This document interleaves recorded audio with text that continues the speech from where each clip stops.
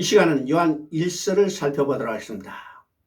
요한 1서는 사도 요한이 그의 사역이 거의 끝날 무렵인 주후 90년대에 기록한 것으로 봅니다.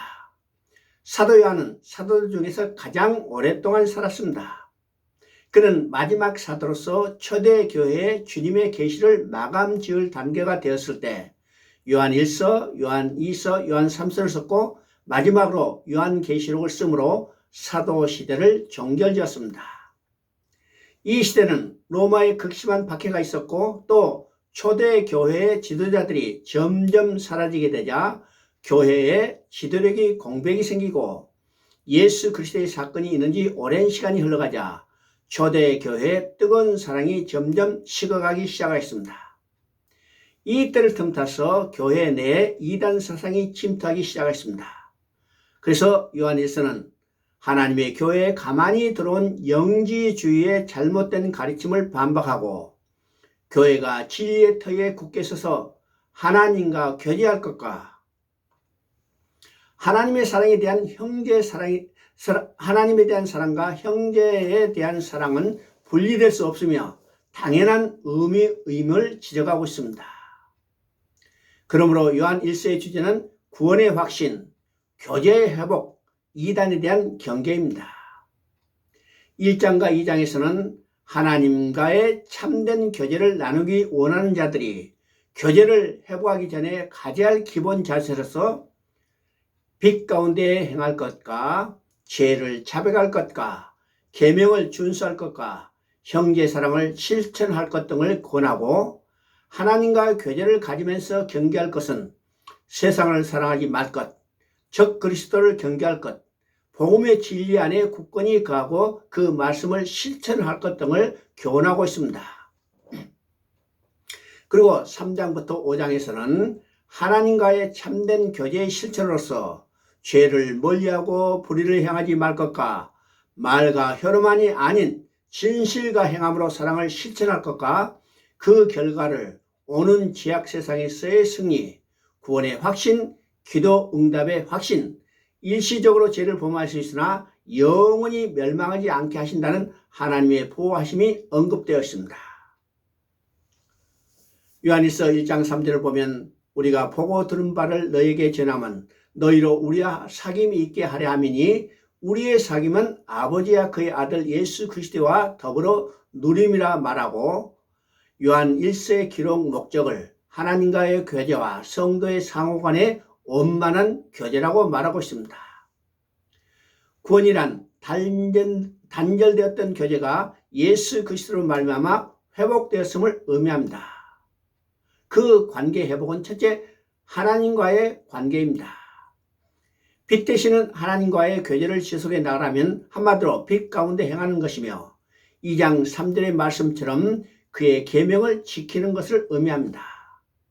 두 번째 교제 회복은 성도 상호 간의 교제 회복입니다. 성도 상호 간의 교제에 있어서 그 핵심은 하나님은 사랑이시라는 말씀으로 하나님이 사랑이심을 알았다면 성도들이 서로 사랑해야 마땅하다는 것입니다. 빛 되시는 하나님과 사귐이 있다 하면서도 어둠 가운데 행하면 거짓말하는 자요. 하나님을 사랑한다면서 형제를 미워하면 이 역시 거짓말하는 자라는 것입니다. 그가 우리를 위하여 목숨을 버리셨으니 우리가 이로써 사랑을 알고 우리도 형제를 위하여 목숨을 버리는 것이 마땅하니라고 말씀합니다. 또 사도 요한은 3장에서 또다시 서로 사랑하라고 말씀합니다. 3장 10절에서 우리가 형제를 사랑함으로써 사망에서 옮겨 생명으로 들어간 것이라고 해서 믿음을 형제 사랑과 동일시하고 있습니다. 3장 17절 18절에서는 누가 이 세상의 재물을 가지고 형제의 궁핍함을 보고도 도와줄 마음을 닫으면 하나님의 사랑이 어찌 그 속에 거하겠느냐. 자녀들아, 우리가 말과 혀로만 사랑하지 말고 행함과 진실함으로 하자고 요구하고 있습니다. 4장 20절에서는 누구든지 하나님을 사랑하노라 하고 그 형제를 미워하면 이는 거짓말하는 자니 보는 바 그 형제를 사랑하지 않은 자는 보지 못하는 바 하나님을 사랑할 수 없기 때문이라고 말합니다. 형제 사랑의 근거를 4장 10절에서 사랑은 여기 있으니라고 말합니다. 그러면 여기 있다는 사랑이 어떤 사랑일까요? 우리가 하나님을 사랑한 것이 아니요 하나님이 우리를 사랑하사 우리의 죄를 속하기 위하여 화목제물로 그 아들을 보내셨음이라고 말합니다. 4장 19절에서도 우리가 사랑하면 그가 먼저 우리를 사랑하였음이라고 먼저를 강조하고 있습니다.